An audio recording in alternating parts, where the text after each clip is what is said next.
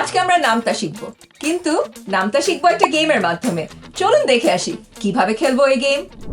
এই গেমে যা যা লাগবে আমাদের: আর্ট পেপার বা স্টিকি নোট, মার্কার আর কেচি।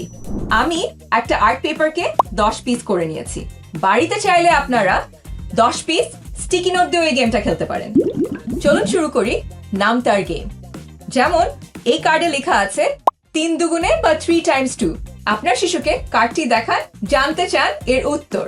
এর উত্তর 6।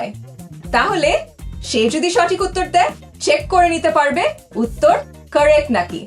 এখন চলে যাই গেমের সেকেন্ড রাউন্ডে। সেকেন্ড রাউন্ডে আপনার শিশু আপনাকে কোয়েশ্চেন করবে আর নামতার উত্তর দিবেন আপনি। সে আপনাকে জিজ্ঞেস করলো 5 দুগুণে কত হয়, আর আপনি উত্তর দিলেন 9। উত্তর কি সঠিক? না, কারেক্ট আনসার ইজ 10। তাহলে রাউন্ড 1 এ আপনার শিশু পেয়েছে 1 পয়েন্ট, আর রাউন্ড 2 তে আপনি পেয়েছেন 0।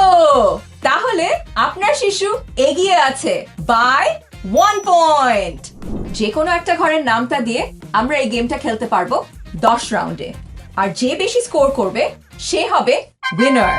চলুন দেখি নামতার গেমের সহজ 2টা টিপস। টিপ নাম্বার 1, ঘুমাতে যাওয়ার আগে খেলতে পারেন এই গেমটি। টিপ নাম্বার 2, উইনারের জন্য থাকতে পারে ছোট্ট একটা গিফটের ব্যবস্থা। আর এভাবে খেলতে খেলতে আপনার শিশু শিখে ফেলবে সব ঘরের নামতা। এরকম আরো প্যারেন্টিং টিপস আর হ্যাকস এর জন্য আজই ফলো করুন চল পড়ি।